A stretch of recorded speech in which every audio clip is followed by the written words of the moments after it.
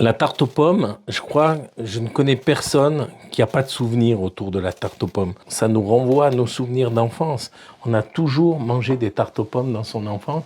Moi, mes parents avaient un restaurant en Camargue et le dessert favori du restaurant de mon père, c'était la tarte aux pommes, qui était un restaurant tout simple. Dans cette vidéo, le chef Philippe Ligron, parrain des tables conviviales de Proselectutevo, partage avec nous son secret pour une recette de tarte aux pommes. Vous trouverez la recette complète en description de cette vidéo. C'est parti! Là, je vais faire une pâte à gâteau. Une pâte à gâteau, c'est quoi? C'est de la farine. Il faut surtout pas oublier de mettre pas mal de sel. Le sel, c'est un exhausteur de goût et ça se met directement dans la farine. Ensuite, ce que je vais y ajouter dans cette farine, normalement, c'est du beurre, mais moi, je vous propose une recette ancienne, c'est-à-dire travailler avec de la graisse de porc qui s'appelle le saindoux.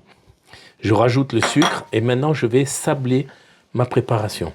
Maintenant, on va faire un volcan et on va rajouter l'eau au milieu.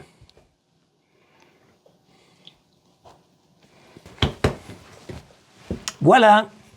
Alors là, je fleure un petit peu mon fond de tarte et j'abaisse tout simplement sur mon papier.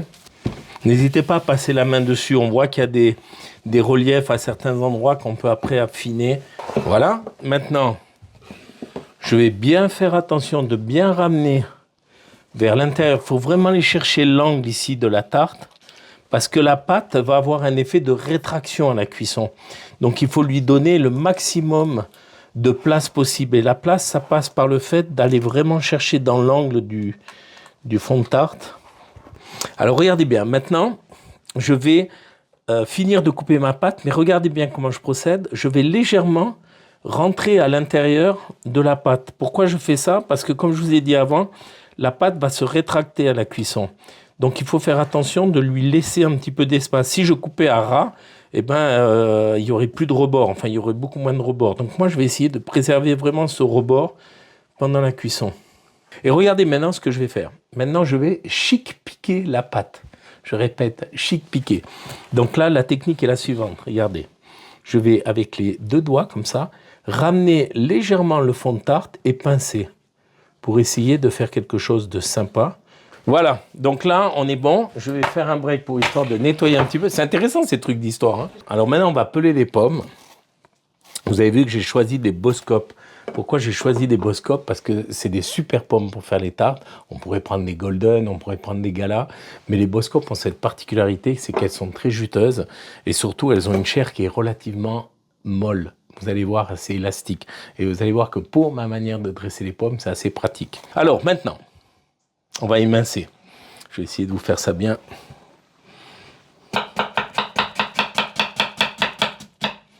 Voilà. Ici, on essaye de reconstituer la pomme. Et regardez bien ce que je vais faire. Je vais faire comme une sorte d'éventail, comme ça. Hein, et je vais essayer d'être assez régulier, en fait. Hein. Pas faire trop épais, pas faire trop fin. Trop fin, c'est-à-dire trop les écarter. Trop épais, trop les rassembler comme ceci. Donc là, je vais ici faire comme ça. Et je vais venir poser mes pommes délicatement. Regardez bien comment je fais. Je viens les poser délicatement dans le fond du plat. Et j'essaye de bien les arranger pour que ce soit harmonieux et joli. Et ici, regardez bien, je vais avec les doigts ramener verticalement mes pommes. Je vais essayer de les mettre les plus droites possible. Parce que si je ne me veille pas à faire ça maintenant, qu'est-ce qui va se passer quand je vais arriver au centre de la tarte? Elles seront carrément à plat.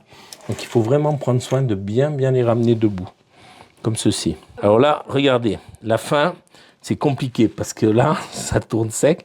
Mais on va essayer de la tourner le plus possible sans la casser et la mettre ici au milieu, comme ça. Voilà. Elle est belle, hein? Un petit peu de sucre pour caraméliser tout ça. On n'a plus qu'à la mettre au four. Pour la mettre au four, rayonnage du bas. On va la mettre à 180 degrés pendant 35 minutes.